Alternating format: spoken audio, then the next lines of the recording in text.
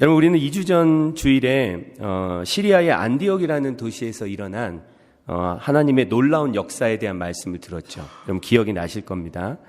스데반의 순교로 흩어진 자들 중 몇 사람이 이 안디옥이라는 큰 도시에 도착을 해서 이제 거기에 가서는 유대인들 뿐만 아니라 헬라인에게도 말하여 주 예수를 전파하였잖아요.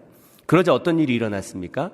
주님의 손이, 즉 주님의 능력이 그들과 함께 하셨고 수많은 이방인들이 믿고 주님께 돌아오는 놀라운 일이 일어나게 됐습니다.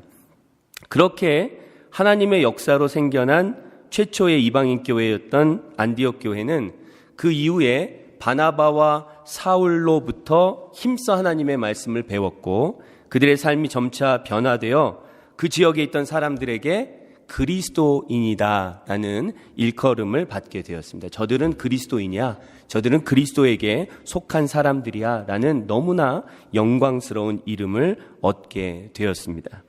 여러분, 이처럼 시리아의 안디옥에서 놀라운 하나님의 역사가 일어나고 있을 때에 유대 땅 예루살렘에서는 또다시 교회에 큰 박해가 일어났습니다. 그것이 이제 오늘 본문 1절과 2절 말씀에 나와 있죠. 1절과 2절 말씀을 제가 읽어드리면, 그때 헤롯 왕이 손을 들어 교회 중에서 몇 사람을 해하려 하여 요한의 형제 야고보를 칼로 죽이니. 여러분, 여기 언급된 헤롯 왕은 헤롯 대왕이라고 하죠. 이 헤롯 대왕의 손자였던 헤롯 아그리파 1세입니다. 헤롯 대왕은 우리가 잘 아는 대로 예수님께서 이 땅에 오셨을 때, 태어나셨을 때에 베들레헴과 그 모든 지경 안에 있는 2살 아래의 모든 사내 아이를 죽이라고 명령하였던 그 사악한 왕입니다. 그 사악함으로 더 그레이시라는, 헤롯 더 그레이시라는 이름을 얻은 왕이 바로 헤롯 대왕이죠. 여러분, 그 헤롯 대왕의 손자였던 헤롯 아그리파 1세가 지금 이 본문의 상황에서 유대와 사마리아 지역의 공식적인 유대인의 왕이었어요. 그런데 그가 손을 들어서 교회 중에서 몇 사람을 해하려 하였고 예수님의 12제자 중에 한 사람이었던 사도 요한의 형제 사도 야고보를 칼로 죽였습니다. 이 헤롯 왕은 유대인들이 이 일을 기뻐하는 것을 보고 이제 베드로까지 죽이려고 베드로를 잡아 옥에 가두었죠. 그것이 이제 3절과 4절에 있는 말씀입니다. 베드로가 옥에 갇히게 되자 교회는 그를 위하여 간절히 하나님 앞에 기도합니다. 5절 말씀 보시면, 이에 베드로는 옥에 갇혔고 교회는 그를 위하여 간절히 하나님께 기도하더라. 그런데 여러분, 이 옥에 갇혀있던 베드로에게 놀라운 일이 일어납니다. 어떤 일이 일어났냐면, 천사가 옥에 갇혀있던 베드로에게 나타나서, 주님께서 친히 보내주신 천사가 베드로가 갇혀있던 옥에 나타나서 그를 구출하여 준 거예요. 그 내용이 6절에서 10절 말씀에 자세하게 설명되어 있죠. 제가 6절에서 10절 말씀을 읽어드리면, 헤롯이 잡아내려고 하는 그 전날 밤에 베드로가 두 군인 틈에서 두 사슬에 매여 누워 자는데 파수꾼들이 문 밖에서 옥을 지키더니 호련히 주의 사자가 나타나매 옥중에 광채가 빛나며 또 베드로의 옆구리를 쳐 깨워 이르되 급히 일어나라 하니 쇠사슬이 그 손에서 벗어지더라. 천사가 이르되 띠를 띠고 신을 신으라 하거늘 베드로가 그대로 하니 천사가 또 이르되 겉옷을 입고 따라오라 한대 베드로가 나와서 따라갈새 천사가 하는 것이 생시인 줄 알지 못하고 환상을 보는가 하니라. 이에 첫째와 둘째 파수를 지나 시내로 통한 쇠문에 이르니 문이 저절로 열리는지라. 나와서 한 거리를 지나매 천사가 곧 떠나더라. 그렇죠? 정말 베드로가 그 사건을 경험하면서 생각한 것처럼 꿈 같은, 이건 환상에서나 일어날 법한 그러한 일이 일어나게 된 거죠. 너무나 삼엄한 그 경비 속에서 베드로가 옥에 갇혀 자고 있었는데 천사가 그곳에 와서 베드로를 구출해 낸 겁니다. 여러분, 흥미로운 표현을 보면 천사가 그 옥에 도착했을 때 베드로가 아주 깊이 자고 있었나 봐요. 그래서 오늘 말씀해 보면 천사가 깨우기 위해서 어디를 쳤답니까? 옆구리를 쳤대요. 이 베드로는 제 관점에서 볼 땐 대단한 사람이에요. 저는 잠자리만 조금 바뀌어도 잠을 웬만하면 자지 못하는 사람인데 이 사람은 지금 오늘 죽을지 내일 죽을지 모르는 그 상황 가운데서 너무 깊이 자니까 천사가 와서 광채가 빛나는데도 모르고 천사가 옆구리를 쳐서 그를 깨워서 그를 데리고 나갔다는 겁니다. 여러분, 그를 시내의 거리로 데리고 나온 천사가 이제 떠나가게 되자 이 베드로가 이제 정신이 들어서 이렇게 말하죠. 11절 말씀을 여러분 보시면, 이에 베드로가 정신이 들어 이르되 내가 이제야 참으로 주께서 그의 천사를 보내어 나를 헤롯의 손과 유대 백성의 모든 기대에서 벗어나게 하신 줄 알겠노라 하여. 그렇죠? 이제 베드로가 정신을 차리고 그렇게 고백을 합니다. 그렇게 이제 현실을 깨달은 베드로는 교회의 성도들이 함께 모여서 기도하고 있던, 이 말씀에 보면 마가 요한의 어머니 마리아의 집으로 가게 되죠. 베드로가 그 집에 도착하여 대문을 두드렸을 때 로데라는 이름의 한 여자아이가 이제 영접하러 나왔다가 문 밖에서 베드로의 음성이 듣는 것을 그가 듣고 너무 기뻐서 미처 문을 열지 못하고 달려 들어가서 기도하고 있던 성도들에게 지금 베드로가 문 밖에 서 있다고 말했습니다. 여러분, 그러자 베드로를 위해 기도하고 있던 성도들이 이런 반응을 하게 되죠. 15절 말씀을 보시면 그들이 말하되 네가 미쳤다 하나 여자아이는 힘써 말하되 참말이라 하니 그들이 말하되 그러면 그의 천사라 하더라. 여러분, 베드로를 위해 기도하고 있던 그 성도들은 이 로데라는 여자아이의 말을 듣고 네가 미쳤다고 얘기했어요. 그리고 로데가 아니라고, 내가 미친 게 아니라고, 진짜라고, 참말이라고 이야기를 하자 그러면 그것은 베드로가 아니라 그의 천사일 것이다 라고 말을 했습니다. 그때 영문도 모르고 문 밖에서 답답한 베드로가 문을 계속 두드리고 있었죠. 마침내 그곳에 있던 사람들이 문을 열어 누굴 봤습니까? 진짜 베드로가 거기에 서 있는 것을 보았습니다. 그들은 베드로를 보고 놀랐죠. 오늘 말씀해 보면 얼마나 놀랐는지에 대해서는 기록이 되어 있지 않은데 우리가 문맥으로 볼 때 엄청 놀라는 거죠. 너무나 놀란 일입니다. 베드로가 여기에 있을 수가 없는데 문을 여니까 그곳에 베드로가 있었던 겁니다. 마지막 17절 말씀을 보면 베드로가 그들에게 손짓하여 조용하게 하고 주께서 자기를 이끌어 옥에서 나오게 하던 일을 말해 주었습니다. 그리고 야고보, 여기서 야고보는 예수님의 동생인 당시 예루살렘 교회의 지도자 역할을 하였던 야고보, 그리고 다른 교회 형제들에게 이 말을 전하라 하고 그는 다른 곳으로 떠나갔지요.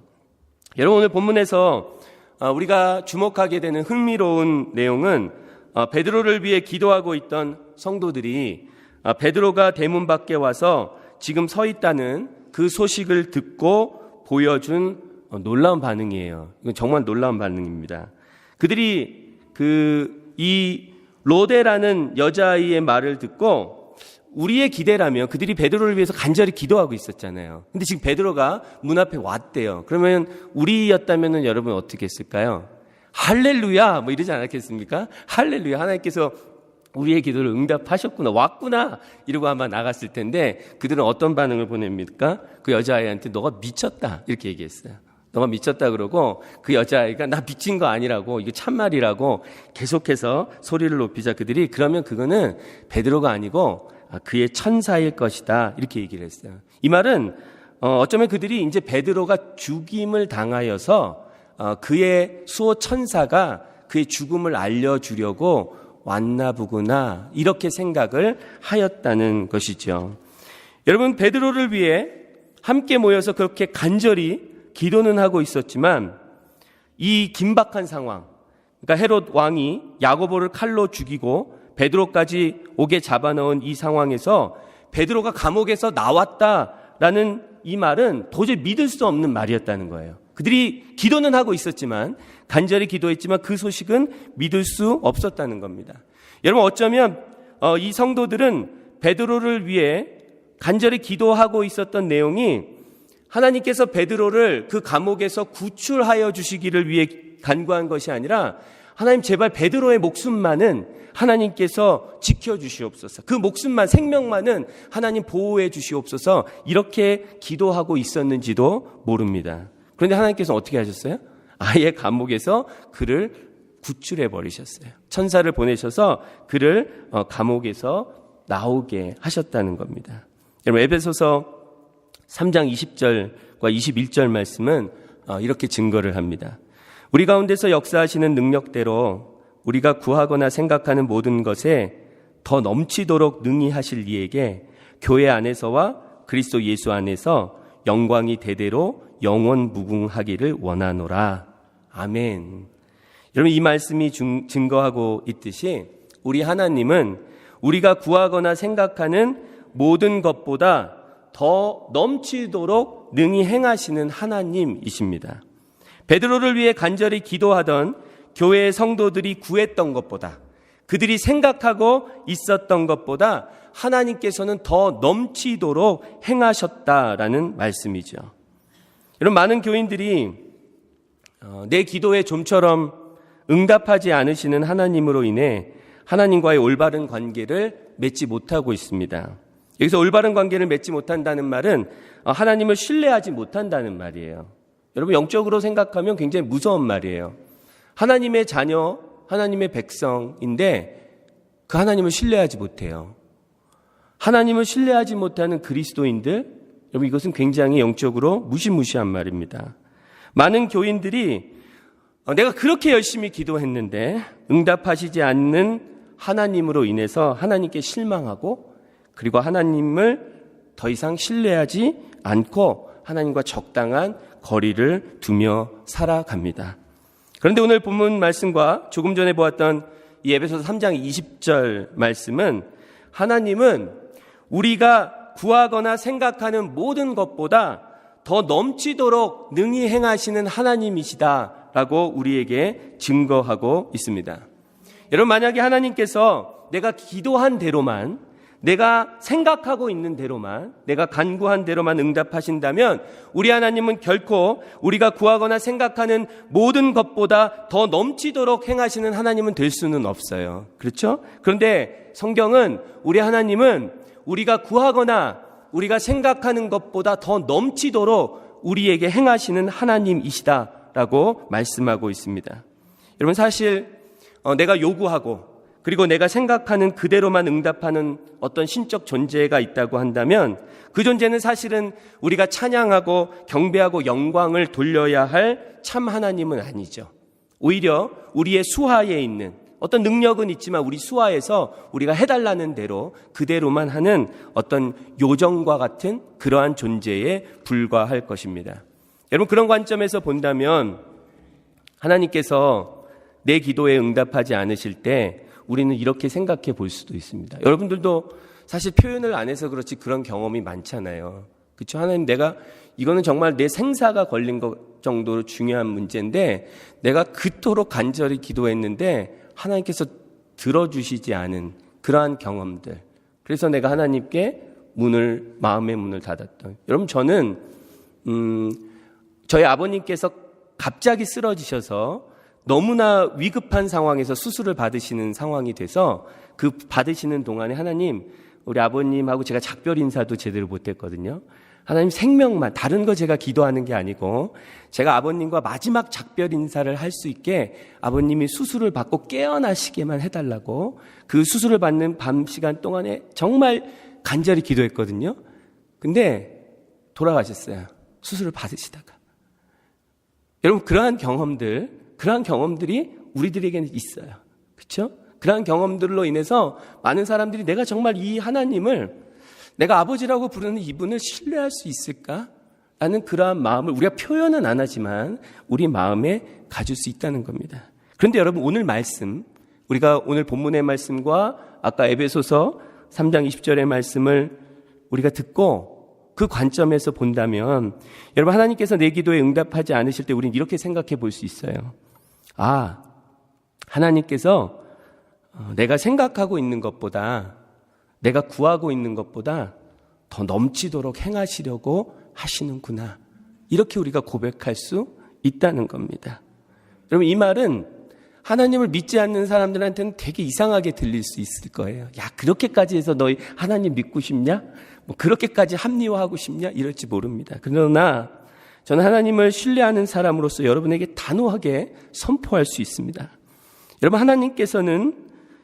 하나님께서 여러분의 기도에 즉각적으로 혹은 내가 그토록 오랫동안 간절히 기도했음에도 불구하고 응답하시지 않는다면 그 이유는 하나님께서 우리가 구하거나 생각하는 모든 것보다 더 넘치도록 행하시려고 하고 계시기 때문에 그렇다는 거예요.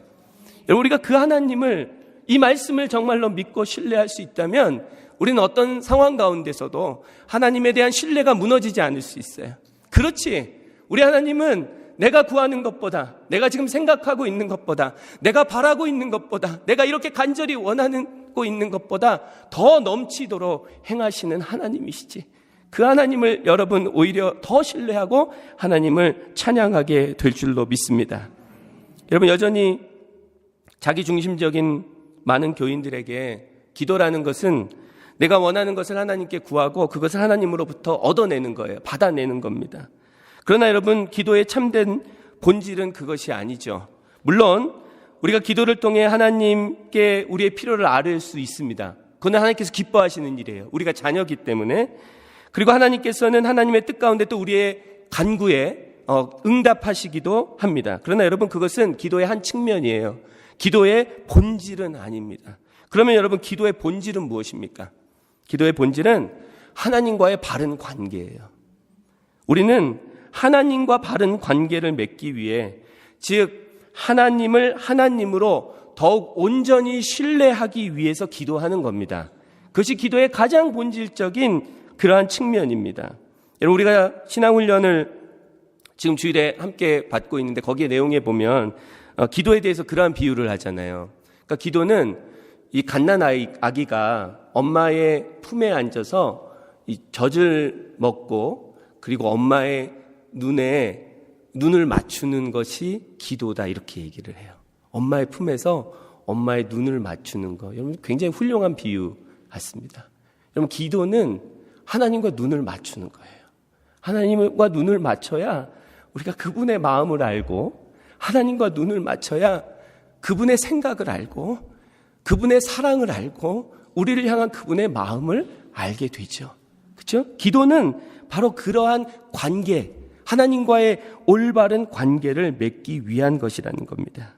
여러분, 기도하지 않으면 우리는 하나님과 바른 관계를 맺기 어렵습니다. 기도하지 않으면 우리는 하나님을 신뢰하기 어렵습니다. 사실 많은 사람들이 하나님을 신뢰하지 않는 이유는 그들이 기도하지 않기 때문에 그렇습니다. 그리고 혹시 기도하더라도 내가 원하는 것을 얻으려는 이 잘못된 동기만을 가지고 하나님께 기도하고 있기 때문에 그렇습니다. 여러분, 에스겔 36장 말씀에 보면 하나님께서 이 바벨론에서 포로 생활을 하고 있던 이스라엘 백성들에게 이러한 말씀을 에스겔 선지자를 통하여 주십니다. 굉장히 놀라운 말씀을 주십니다. 에스겔 36장 33절과 에서 36절 말씀 제가 읽어드리면, 주 여호와께서 이같이 말씀하셨느니라. 내가 너희를 모든 죄악에서 정결하게 하는 날에 성읍들에 사람이 거주하게 하며 황폐한 것이 건축되게 할 것인즉, 전에는 지나가는 자의 눈에 황폐하게 보이던 그 황폐한 땅이 장차 경작이 될지라. 사람이 이르기를 이 땅이 황폐하더니 이제는 에덴 동산 같이 되었고 황량하고 적막하고 무너진 성읍에 성벽과 주민이 있다 하리니, 너희 사방에 남은 이방 사람이 다 나 여호와가 무너진 곳을 건축하며 황폐한 자리에 심은 줄을 알리라. 나 여호와가 말하였으니 이루리라. 아멘. 그렇죠? 나라를 잃고 우리의 조국은 이제 다 황폐해졌어요. 무너졌어요. 그리고 우리는 타국에 와서, 바벨론 땅에 와서 지금 포로 생활을 하고 있습니다. 그런데 그들에게 하나님께서 선지자 에스겔을 통하여서 무슨 약속을 하시냐면, 그 황폐해진 땅 이스라엘을 회복시킬 것이라고 약속하시는 거예요. 그 황폐한 땅이 뭐같이 된답니까? 에덴, 우리 교회 이름이잖아요. 에덴 동산 같이 그렇게 될 것이다 라고 약속을 하시죠. 그러면서 이 36절 하반절 말씀에 있듯이 나 여호와가 말하였으니 이룰 것이다, 이렇게 확실하게 말씀해 주셨습니다. 그런데 여러분, 정말로 우리가 주목해야 될 말씀은 요 바로 다음에 나오는 말씀이에요.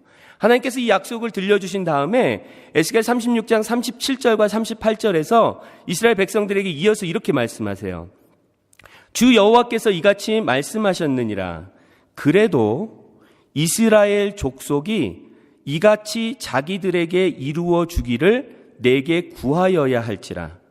내가 그들의 수요를 양떼같이 많아지게 하되 제사 드릴 양떼 곧 예루살렘이 정한 절기의 양무리 같이 황폐한 성읍을 사람의 때로 채우리라. 그리한즉 그들이 나를 여호와인 줄 알리라 하셨느니라.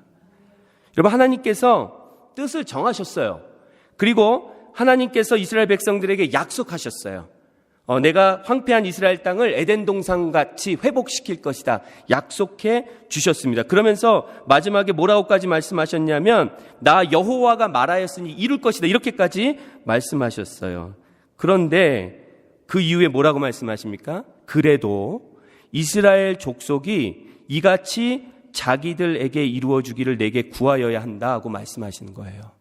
여러분, 조금 이해하기 쉽지 않은 말씀입니다. 어차피 하나님께서 다 하실 건데 하나님 뜻도 정하시고 그리고 하나님께서 약속도 주셨고 말씀하셨기 때문에 반드시 이루실 것인데 왜 이스라엘 족속에게 그래도 너희들은 이같이 이루어 주기를 내게 구하여야 한다고 말씀하셨을까요?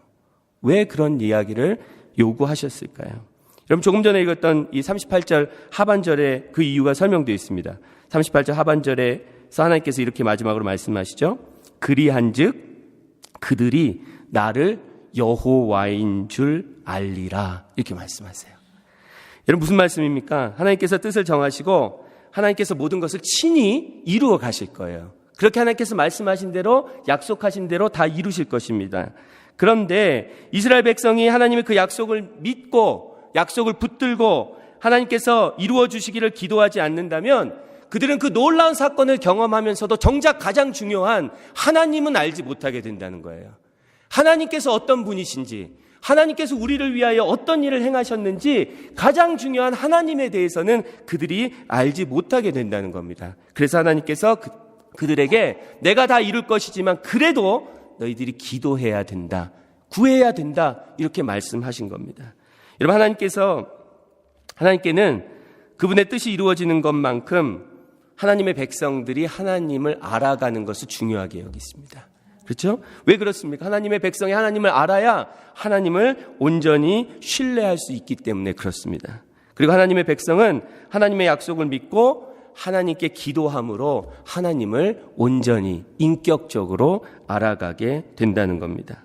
여러분, 이처럼 기도의 본질은 하나님과의 올바른 관계, 다시 말해서 하나님을 온전히 알아가고 그분을 신뢰하는 것에 있습니다. 하나님께서 우리에게 주신 말씀, 하나님께서 우리에게 주신 약속을 믿고 하나님께 기도하게 될 때에 그러한 기도의 과정을 통하여서 우리는 하나님과 눈을 맞추고 그리고 하나님을 알아가게 되고 하나님을 신뢰하게 됩니다. 그리고 하나님을 알아감으로 하나님과의 바른 관계를 맺게 되죠. 그것이 바로 기도의 가장 중요한 본질이라는 겁니다. 이제 여러분, 더 이상 내 뜻과 내 원함을 이루려는 잘못된 동기를 가지고 하나님 앞에 기도하지 아니하고 정말 하나님을 알아가고 하나님과 바른 관계를 맺는 것을 여러분의 기도의 참된 동기로, 목적으로 삼을 수 있기를 축복합니다. 여러분, 예수님께서 마태복음 6장 33절에서 하신 그 유명한 말씀을 우리는 잘 알고 있어요.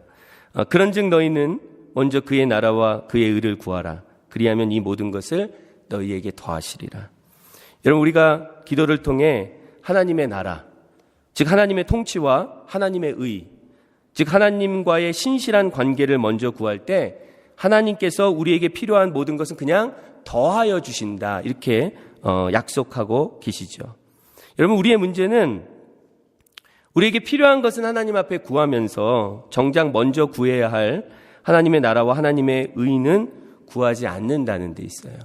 진짜 놀라운 일입니다. 여러분, 이 말씀 혹시 처음 들어보시는 분 계시나요? 예, 이 말씀은 어떤 말씀이에요? 우리가 정말 수없이 들은 말씀이에요. 대부분의 분들이 사실 외우고 있는, 내가 외우고 싶어서가 아니라 너무 많이 들어서 그냥 외워진 말씀. 그리고 어떨 때는 우리가 찬양으로도 하나님 앞에 부르고 있는 말씀이죠. 그런데 여러분, 진짜 놀라운 거는 우리는 이 말씀하고 다르게 살고 있다는 거예요. 이 말씀을 그토록 많이 듣고 이 말씀이 어떤 의미인지도 아는데 우리는 다르게 살아가고 있다는 겁니다. 하나님의 통치와 하나님과의 올바른 관계를 위해서 기도하기보다는 언제나 내 필요만을 위해서 하나님께 기도하죠. 그래서 특별한 필요가 없을 때는 기도할 이유가 없는 거예요. 뭐 다 잘 되는데 뭐 기도해? 근데 하나님께서는 이렇게 말씀하셨는데, 그렇죠? 그것이 우리의 모습이라는 겁니다. 그러니까 이 세상을 살아가면서 별것도 아닌 일에 우리는 염려하면서 살아가요.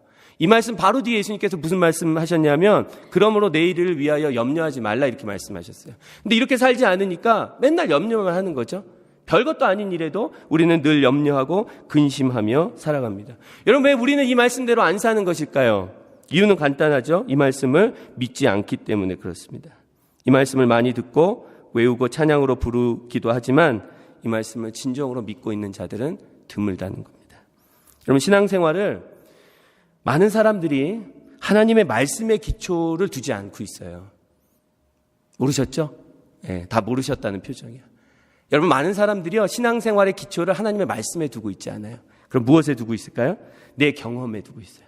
내 판단에 기초를 두고 신앙생활을 합니다.